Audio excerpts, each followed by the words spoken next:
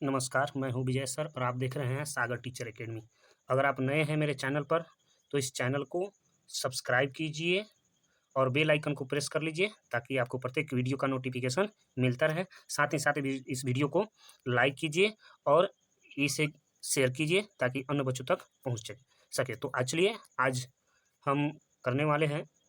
अगर आप नए हैं तो सीटेट का कंप्लीट नोट्स लेने के लिए आप इस व्हाट्सअप नंबर पर मैसेज कर सकते हैं। यहाँ पे आपको कंप्लीट नोट्स मिल जाएगा। तो चलिए आज हम करने वाले हैं ईवीएस।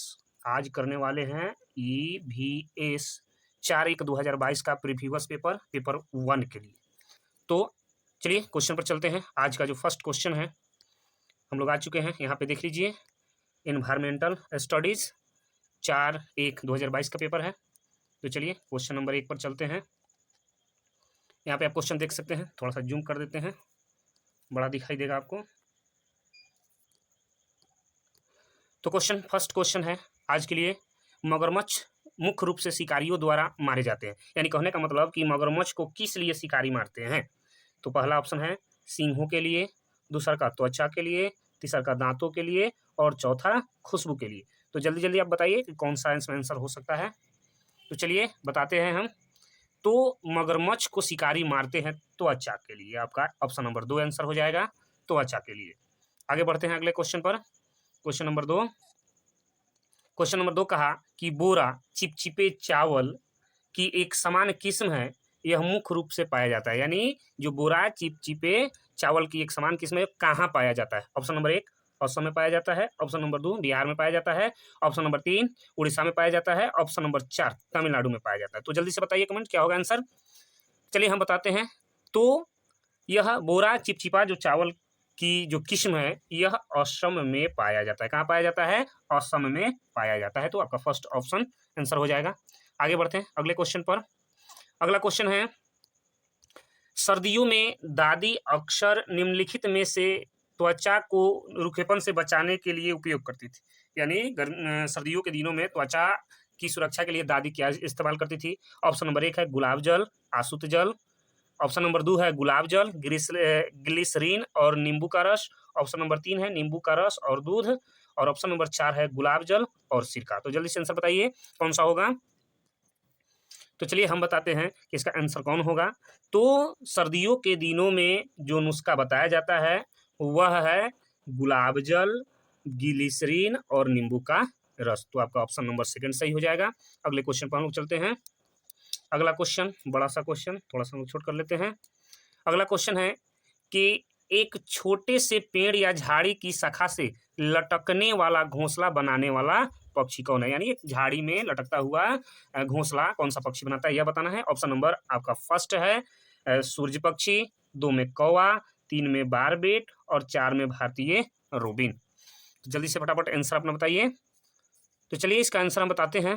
तो झाड़ी की शाखा में लटकने वाला जो घोंसला बनाता है वह है सूर्य पक्षी। तो ऑप्शन आपका फर्स्ट आंसर हो जाएगा। आगे बढ़ते हैं अगले क्वेश्चन पर। अगला क्वेश्चन कहा कि ट्रेन टिकट पर PNR दर्शाता है। यानी ट्रेन का जो टिकट होता है उस पर PRN क्या दर्शाता है। 1 नंबर में है ऑप्शन यात्री संख्या रिकॉर्ड, 2 में यात्री का नाम रिकॉर्ड, 3 में व्यक्तिगत नाम रिकॉर्ड, 4 में व्यक्तिगत नंबर रिकॉर्ड। फटाफट अपना अपना आंसर दीजिए। तो चलिए बताते हैं आंसर। तो ट्रेन टिकट पर PNR यात्रियों की संख्या रिकॉर्ड दर्शाता है। तो ऑप्शन नंबर 1 आपका सही हो जाएगा। चलिए आगे बढ़ते हैं अगले क्वेश्चन पर। अगला क्वेश्चन 66 कहा कि मलयालम में, किसमें, मलयालम में माँ की बड़ी बहन को क्या कहा जाता है। माँ की बड़ी बहन यानी मौसी को क्या कहा जाता है, माँ की बड़ी बहन को क्या कहा जाता है। Option number 1 Valiyamma, option number 2 Anumma, option number 3 देखिए थोड़ा सा देखिए, ऑप्शन नंबर 3 यहाँ पे हम ले लेते हैं। ऑप्शन नंबर जो 3 है वह है थम्मा और ऑप्शन नंबर 4 जो है दीपू। तो बताइए कौन सा आंसर होगा। चलिए हम बताते हैं आंसर। तो मलयालम में माँ की बड़ी बहन को वलियम्मा कहा जाता है। क्या कहा जाता है, वलियम्मा कहा जाता है। इसलिए option number first right answer होगा। जहाँ कहीं भी यम्मा अंतिम में आ जाए, वलियम्मा नुमा, यह कहाँ से होता है? तो मलयालम से होता है, मलयालम भाषा में यह भाषा बोली जाती है। तो आपका फर्स्ट आंसर सही हो जाएगा। अगला चलते हैं अगले प्रश्न पर। अगला प्रश्न है कि निम्नलिखित में से कौन सा एक स्थान केरल में है? कहाँ है? केरल में है। Option number 1 Kalsad, option number 2 Kozhikode, option number 3 Udupi, option number 4 Malakheda. तो बताइए फटाफट आंसर कौन सा होगा? तो चलिए बताते हैं आंसर। तो इस सवाल का जो जवाब होगा वह होगा कोझिकोड। कोझिकोड केरल राज्य में पड़ता है। अगला प्रश्न आपके सामने कहा प्रश्न कि गांव का नाम वहां उगने वाले कई खेजड़ी, याद रखिएगा किसका? खेजड़ी के पेड़ के कारण पड़ा। इस गांव के लोग पौधों, पेड़ों और जानवरों की बहुत सी देखभाल करते हैं। भारत में यह गांव कहाँ है? पूछा कि भारत में यह गांव कहाँ है। तो चलिए ऑप्शन देखते हैं। ऑप्शन नंबर 1 है उत्तरांचल में, ऑप्शन नंबर 2 है उत्तर प्रदेश में, ऑप्शन नंबर 3 राजस्थान में, ऑप्शन नंबर 4 महाराष्ट्र में। तो बताइए फटाफट आंसर क्या होगा? तो इस सवाल का जो जवाब होगा कि खेजड़ी का पेड़ कहाँ पाया जाता है, तो हम लोग जानते हैं कि खेजड़ी का जो पेड़ होता है वह राजस्थान में पाया जाता है। कहाँ पाया जाता है? राजस्थान में पाया जाता है। किसका पेड़? खेजड़ी का पेड़ जो है राजस्थान में पाया जाता है और इसी के नाम पर यह गांव पड़ा हुआ है। तो चलिए अगले प्रश्न पर। अगला प्रश्न है कि हाथियों के झुंड का मुखिया कौन होता है? हाथियों के झुंड का मुखिया कौन होता है? सबसे छोटी मादा हाथी, सबसे उम्रदराज मादा हाथी, सबसे बड़ा नर हाथी और सबसे छोटा नर हाथी। जल्दी जल्दी आंसर बताइए फटाफट तेजी में। तो ये हाथियों के झुंड का जो मुखिया होता है वह सबसे उम्रदराज मादा हाथी होता है। तो ऑप्शन नंबर 2 आपका बिल्कुल सही जवाब हो जाएगा, ऑप्शन नंबर 2। अगले प्रश्न पर चलते हैं। अगला प्रश्न जो है, मिट्टी के बर्तनों को मजबूत बनाया जाता है।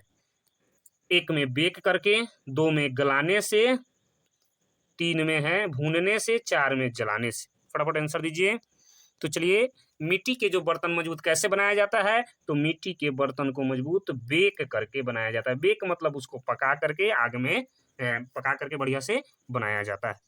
तो आपका ऑप्शन नंबर फर्स्ट आंसर हो जाएगा। आगे बढ़ते हैं अगले सवाल पर। अगला जो सवाल है आपके सामने है, पौधे का वह भाग जो दांत दर्द के उपचार के लिए उपयोग किया जाता है। किसके लिए उपयोग किया जाता है? तो दांत दर्द के उपचार के लिए उपयोग किया जाता है। वह कौन सा है? ऑप्शन नंबर 1 सौंफ, ऑप्शन नंबर 2 लौंग, ऑप्शन नंबर 3 मेथी और ऑप्शन नंबर 4 अफीम का बीज। फटाफट आंसर बताइए। तो आंसर इस सवाल का हो जाएगा कि दांत के दर्द के उपचार में लौंग का इस्तेमाल किया जाता है। ऑप्शन नंबर 2 सही हो जाएगा। अगले प्रश्न पर चलते हैं। अगला जो प्रश्न है पेडागोजी का नहीं, पेडागोजी नहीं है। चलिए अगला जो प्रश्न है, कहा कि गेहूं के आटे से चपाती बनाने का सही क्रम क्या है? गेहूं के आटे से चपाती बनाने का सही क्रम क्या है? ऑप्शन नंबर 1 सबसे पहले आटे को गूंथ कर, आटे की छोटी लोइयां बनाकर, लोइयों को बेल कर और आग में पकाकर। ऑप्शन नंबर 2 है आटे की छोटी छोटी लोइयां बनाकर, आटे को गूंथ कर लोई बना लीजिए, लोइयों को बेल कर और आग पर पका लीजिए।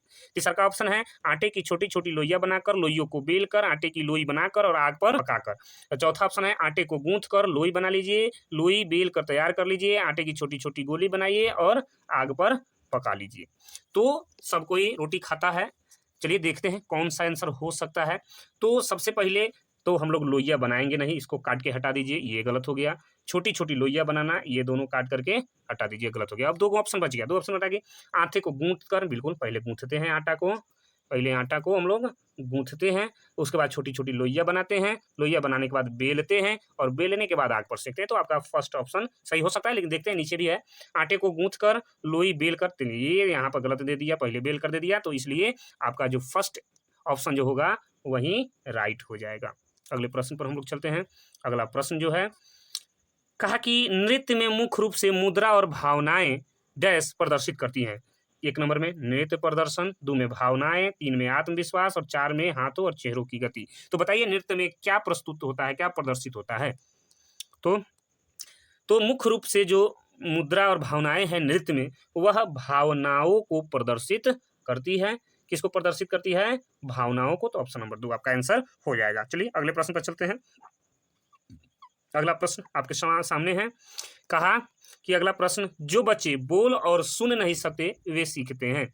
जो बच्चे बोल और सुन नहीं सकते वे सीखते हैं, यानी वे किस चीज से सीखते हैं?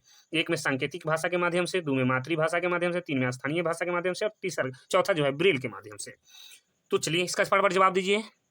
तो इस सवाल का जो जवाब होगा वह है, यहाँ पे जो कहा है कि बच्चे को बोलना और सुनना नहीं आता, यानी कान से सुन नहीं सकता है और मुंह से बोल नहीं सकता है, तो आंख से लेकिन देख सकता है। तो ऐसे बच्चों को हम सांकेतिक भाषा के माध्यम से पढ़ाएंगे। किस भाषा के माध्यम से? सांकेतिक भाषा के माध्यम से। तो ऑप्शन नंबर फर्स्ट आपका आंसर हो जाएगा। अगले प्रश्न पर चलते हैं। अगला प्रश्न आपके सामने है। कहा कि निम्नलिखित में से कौन भिन्न है? ये रीजनिंग का सवाल है, तार्किक भी है। और कहा कि नदी, पहाड़, झील, तालाब, झरना। चार ऑप्शन दिया हुआ है। नदी दिया हुआ है आपको, नदी, पर्वत, झील और झरना। तो बताइए इस चारों में भिन्न कौन सा है? फटाफट जवाब दीजिए, आंसर फटाफट। तो चलिए बताते हैं। तो देखिए, नदी में पानी होता है, सब कोई जानता है, नदी में पानी होता है, झील में पानी होता है, उसके बाद में झरना में पानी होता है, लेकिन पर्वत में पानी नहीं होता है। तो आपका यही आंसर हो जाएगा कि यही आंसर आपका हो जाएगा कि पर्वत आपका इन सबों से भिन्न है। ठीक, तो अगले सवाल पर हम लोग चलते हैं। अगला सवाल जो है वह है, थोड़ा सा बड़ा सवाल है, कम कर लेते हैं। चलिए, सवाल अगला जो है, निम्नलिखित में से कौन प्राथमिक स्तर पर पर्यावरण अध्ययन की बाल केंद्रित प्रवृत्ति को इंगित करता है? ऑप्शन नंबर एक, स्कूल में विद्यार्थियों को जीवन को स्कूल के बाहर के जीवन से जोड़ना, बिल्कुल सही। रटने को हतोत्साहित करना, बिल्कुल सही। देखिए यहाँ पे ध्यान रखिएगा, यहाँ पे प्रोत्साहित नहीं हतोत्साहित का है, तो ये अच्छा है, अच्छा ऑप्शन है। तीसरा है कि सीखने के लिए किताबी शिक्षा से प्रस्थान, बिल्कुल सही। और चौथा है स्कूल, घर और समुदाय के बीच स्पष्ट सीमा, तो ये ऑप्शन बिल्कुल सही नहीं है। तो आपका हो जाएगा ए, बी और सी। चलिए देखते हैं कहाँ ए, बी और सी। तो आपका ऑप्शन नंबर यहाँ पे है ए, बी और सी। तो आपका राइट आंसर हो जाएगा तीन। ऑप्शन नंबर तीन इज द राइट आंसर। अगले सवाल पर चलते हैं हम लोग। अगला जो सवाल है ये भी थोड़ा सा बड़ा है। कहा कि निम्नलिखित में से कौन सा प्राथमिक स्तर पर पर्यावरण अध्ययन के उद्देश्य हो सकते हैं? एक नंबर में विद्यार्थियों को अपने स्वयं के सीखने पर चिंतन करने के लिए प्रोत्साहित करना, बिल्कुल सही बात है। नए ज्ञान को उत्पन्न करने के लिए स्थान, समय और स्वतंत्रता देकर विद्यार्थियों को आकर्षित करना, बिल्कुल सही। विद्यार्थियों को सीखने में प्रतिभागियों के व्यवहार करना, ज्ञान के एक निश्चित निकाय में प्राप्तकर्ता के रूप में नहीं, ये भी एक सही है। कहा ऑप्शन नंबर चार, निर्धारित पाठ्य पुस्तकों को सीखने के लिए संसाधनों का एकमात्र आधार माना। तो एकमात्र आधार हम लोग जानते हैं कि एकमात्र जहाँ कहीं भी आ जाए नेगेटिव शब्द है तो आपका ये सही नहीं होगा। तो आपका फिर हो जाएगा ए, बी और सी। ए, बी और सी। देखते हैं ए, बी और सी का, तो फर्स्ट ऑप्शन ही है आपका ए, बी, सी, ये आंसर हो जाएगा। तो first option is the right answer. अगले सवाल पर चलते हैं। अगला सवाल जो है वह है कि प्राथमिक स्तर पर पर्यावरण अध्ययन के संबंध में निम्नलिखित में से कौन सा कथन सत्य है? इसमें भी पूछा कौन सा कथन सत्य है। ऑप्शन नंबर एक, कहा कि कक्षा 3 से 5 तक पर्यावरण अध्ययन एक विषय के रूप में विज्ञान, सामाजिक विज्ञान और पर्यावरण शिक्षा की अवधारणाओं को एकीकृत करता है, तो बिल्कुल सही। कक्षा 3 से 5 तक पर्यावरण अध्ययन जिसमें सामाजिक विज्ञान, विज्ञान और पर्यावरण अध्ययन को पढ़ाया जाता है। ऑप्शन नंबर 2, यह विषय कक्षा 1 और 2 में है और इससे संबंधित मुद्दे और चिंताओं को भाषाओं को गणित के माध्यम से दिया जाता है, बिल्कुल गलत। 1 और 2 के लिए ईवीएस नहीं है। तीसरा का है ईवीएस पाठ्य पुस्तकों में प्रयुक्त भाषा औपचारिक है और यह एकल विषय दृष्टिकोण आधारित करता है। तो यहाँ पे फर्स्ट ऑप्शन ही आपका सही है। तो देखिए देखते हैं नीचे, ठीक है। आपका जो जवाब हो जाएगा option number first right answer हो जाएगा। आगे बढ़ते हैं। तो अगले प्रश्न पर कहा कि ईवीएस की कक्षा में निम्नलिखित में से किस एक को कम किया जाना चाहिए? तो स्वतंत्र वाद विवाद, ऑप्शन नंबर 1 है स्वतंत्र वाद विवाद, चित्रपठन, उसके बाद में है कथा और विवरण। फटाफट आंसर बताइए क्या होगा। 79 नंबर क्वेश्चन है, फटाफट बताइए कि ईवीएस की कक्षा में निम्नलिखित किस एक को कम किया जाना चाहिए? फटाफट जवाब दीजिए। तो चलिए इसका जवाब देते हैं। जो ईवीएस की कक्षा है तो वाद विवाद होना चाहिए, बच्चा के लिए बहुत अच्छा है। चित्र पठन होना चाहिए, ये भी बहुत अच्छा है। कथा के माध्यम से भी बच्चों को बताना चाहिए, बिल्कुल अच्छा है। लेकिन विवरण के माध्यम से बच्चा को, अब छोटे बच्चा को विवरण के माध्यम से आप क्या बताइएगा, तो इसका ऑप्शन जो हो जाएगा ऑप्शन नंबर 4 इज राइट, क्योंकि यहाँ पे कम किया जा सकता है। नेगेटिव वाला पूछा है तो नेगेटिव वाला ऑप्शन आपका 4 हो गया, इसलिए इसका जो जवाब हो जाएगा ऑप्शन नंबर 4 हो जाएगा। अगले प्रश्न पर चलते हैं। अगला जो प्रश्न है, प्राथमिक स्तर पर ईवीएस सिखाने के लिए वास्तविक चुनौती क्या है? प्राथमिक स्तर पर जो है, प्राथमिक स्तर पर ईवीएस सीखने के लिए चुनौती बताना कि क्या चुनौती है। तो ऑप्शन नंबर 1 है परिभाषाएं और जानकारी, रटकर सीखना, अवधारणाओं का विवरण और विद्यार्थियों के लिए खुद को व्यक्त करने के अवसर। फटाफट जवाब दीजिए, क्या होगा इसका आंसर? तो चलिए बताते हैं क्या होगा इसका आंसर। तो देखिए, परिभाषाएं और जानकारी अच्छा है, रटकर ये अच्छा नहीं है, अवधारणाओं का विवरण ये अच्छा नहीं है। लेकिन देखिए यहाँ पे विद्यार्थियों के लिए खुद को व्यक्त करने का जो अवसर है, आप लोग जानते हैं कि अवसर एक पॉजिटिव टैग वर्ग है, और मैं कहा था कि ये चुनौती क्या है, तो चुनौती यही है कि विद्यार्थियों को कैसे खुद को व्यक्त करने का अवसर दिया जाए। तो आपका ऑप्शन नंबर 4 जो होगा ये राइट आंसर हो जाएगा। अगले प्रश्न पर चलते हैं। प्रश्न नंबर 81 कहा कि प्राथमिक स्तर पर ईवीएस के पाठ्यक्रम में निम्नलिखित में से किस थीम में उप थीम शामिल है? कहा कि इसमें किसमें उप थीम शामिल है? ऑप्शन नंबर 1 परिवार और दोस्त, और ऑप्शन नंबर 2 जल, ऑप्शन नंबर 3 कार्य और लेख, ऑप्शन नंबर 4 भोजन। तो बताइए किसमें उप थीम है? तो चलिए बताते हैं। तो इस पर्यावरण अध्ययन में परिवार और दोस्त में उप थीम है, तो ऑप्शन नंबर फर्स्ट आपका आंसर हो जाएगा। अगले प्रश्न पर चलते हैं। अगला जो प्रश्न है आपका बड़ा सा प्रश्न है, थोड़ा सा ठीक। तो अगला जो प्रश्न है, ईवीएस में प्रामाणिक एवं सार्थक शिक्षण दिया जा सकता है। ऑप्शन नंबर 1 है वर्णन के द्वारा, ऑप्शन नंबर 2 है वास्तविक संवाद के द्वारा, ऑप्शन नंबर 3 है प्रयोग के प्रक्रिया के द्वारा, और ऑप्शन नंबर 4 जो है सही और गलत के रूप में विद्यार्थियों द्वारा दिए गए उत्तरों का आकलन करके। बताइए फटाफट इसमें आंसर कौन सा होगा? चलिए बताते हैं। कहा कि ईवीएस प्रामाणिक और सार्थक शिक्षण दिया जा सकता है कब? जब किसके द्वारा दिया जा सकता है? बिल्कुल सही है। वास्तविक संवाद के द्वारा, ये भी बिल्कुल सही है। तीसरा प्रयोगों की प्रक्रिया द्वारा, ये भी सही है। और चौथा में कहा सही और गलत के रूप में, ये बिल्कुल गलत है। आपका क्या कहा है? सही और गलत के रूप में। तो आपका ऑप्शन हो जाएगा ए, बी और सी।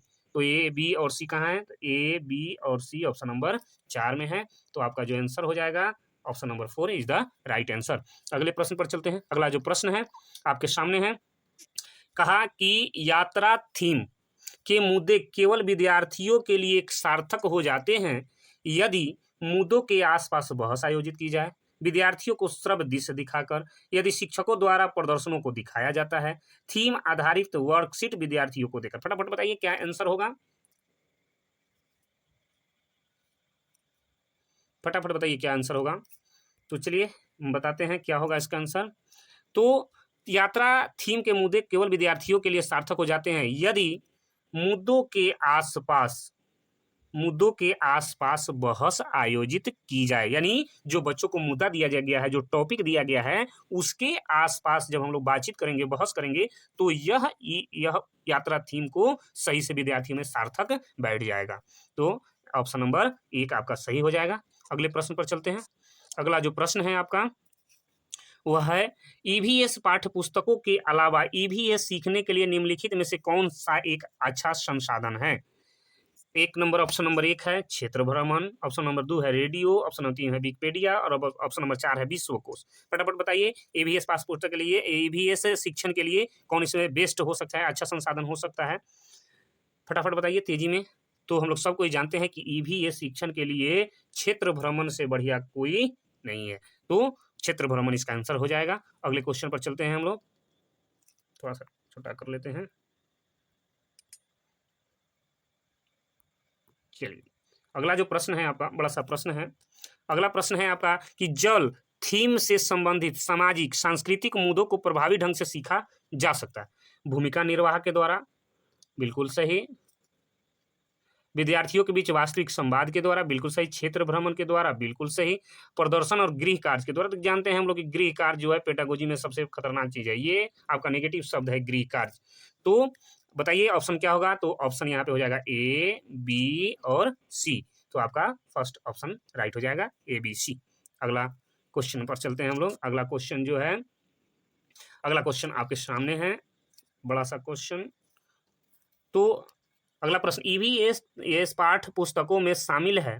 EVS सीखने के लिए वास्तविक कहानियां, कथाएं और घटनाएं, क्योंकि वे सूचना और सीखने का एक समृद्ध स्रोत है। बिल्कुल सही जवाब। उसके बाद में है ऑप्शन नंबर 2, विद्यार्थियों, शिक्षकों और समुदायों को प्रेरित करते हैं। बिल्कुल सही। वे हमें उन अनुभवों को फिर से देखने का अवसर प्रदान करते हैं जिसमें हमें वो परिचित हैं। बिल्कुल सही। वे शिक्षकों के लिए EVS शिक्षण का शास्त्र को आसान बनाते हैं। तो ये गलत। तो आपका फिर आंसर हो जाएगा A, B और C। देखते हैं कौन सा ऑप्शन है। ये नहीं, ये नहीं, यहाँ है आपका। तो ऑप्शन नंबर 4 आपका सही आंसर हो जाएगा, राइट आंसर। अगले प्रश्न पर चलते हैं। अगला जो प्रश्न है 87, कहा कि EVS के सीखने को मजबूत करने के लिए आकलन का ध्येय केंद्रित होना चाहिए। सीखने के लिए, सीखने पर, सीखने के रूप में और औपचारिक अनौपचारिक सीखने पर। फटाफट जवाब दीजिए, क्या होगा इसका। तो चलिए, इसका जो मुख्य EVS के सीखने को मजबूत करने के लिए आकलन का ध्येय होना चाहिए सीखने के लिए। तो option number first is right answer. अगले प्रश्न पर चलते हैं। तो अगला प्रश्न जो है आपका, राजा एक EVS शिक्षक एक आकलन उपकरण द्वारा उपयोग करता है जो विद्यार्थियों के काम के लिखित से मौखिक से दृश्य तक सभी घटकों में उपलब्धि मापदंड को स्पष्ट रूप से इंगित करता है। तो शिक्षक क्या उपयोग कर रहा है, यह बताना है आपको। शिक्षक क्या उपयोग कर रहा है। तो चलिए, फर्स्ट है आपका, फर्स्ट जो ऑप्शन है वह है रूब्रिक्स, चेकलिस्ट, उपख्यानात्मक रिकॉर्ड और अवलोकन पत्र। तो आंसर दीजिए इसका फटाफट, क्या होगा। तो यह जो उपयोग कर रहा है, किसका उपयोग कर रहा है, तो यह रूब्रिक्स का उपयोग कर रहा है। रूब्रिक्स क्या है, तो रूब्रिक्स जो है आकलन करने का एक उपकरण है। तो option first is the right answer. अगले प्रश्न पर चलते हैं। अगला जो प्रश्न है वह है 89 नंबर है, 88 छोड़िए क्या, देखते हैं थोड़ा सा। चलिए 89 नंबर, यहाँ पे अगला प्रश्न है, EVS में आत्म आकलन। ऑप्शन नंबर 1 सीखने के लिए आकलन है, ऑप्शन नंबर 2 सीखने के बारे में आकलन है, और ऑप्शन नंबर 3 उपलब्धियों और सीखने के परिणाम के निर्माण के बारे में सीखना है। बिल्कुल सही, सीखने का आकलन। तो ये गलत, सीखने का आकलन नहीं है। तो आपका ऑप्शन हो जाएगा A, B और C। तो आपका फर्स्ट ऑप्शन राइट हो जाएगा। अगले प्रश्न पर चलते हैं। अगला प्रश्न जो है शायद लास्ट प्रश्न है, ये बिल्कुल लास्ट प्रश्न है। तो अगला जो प्रश्न है यह है, EVS का सीखना आधारित है सरल से जटिल के सिद्धांत पर, जटिल से सरल के सिद्धांत पर, वैश्विक से स्थानीय के सिद्धांत पर, अमूर्त से मूर्त के सिद्धांत पर। फटाफट जवाब दीजिए। तो चलिए हम इसका आंसर बताते हैं। तो यह EVS का सीखना जो आधारित है वह है सरल से जटिल के सिद्धांत पर। तो ऑप्शन नंबर 1 सही जवाब हो जाएगा। तो आज के लिए बस इतना ही। अगर आप इस चैनल पर नए हैं तो हमारे इस चैनल पर आइए और इसे लाइक कीजिए और सब्सक्राइब कीजिए और बेल आइकन को प्रेस कर लीजिए ताकि आपको प्रत्येक वीडियो का नोटिफिकेशन मिलता रहे। अगर यह सेशन अच्छा लगा है तो आप इसे शेयर जरूर करें ताकि अन्य बच्चों तक यह कंटेंट पहुंच सके। तो चलिए आज के लिए बस इतना ही। अगर आपको CTET का कंप्लीट नोट्स लेना है तो आप हमारे इस व्हाट्सअप नंबर पर संपर्क कर सकते हैं, वहाँ पे आपको बता दिया जाएगा नोट्स के बारे में। तो चलिए आज के लिए इतना ही। बहुत बहुत धन्यवाद। अगला सेशन पुनः लेकर के हम आएंगे। बहुत बहुत धन्यवाद।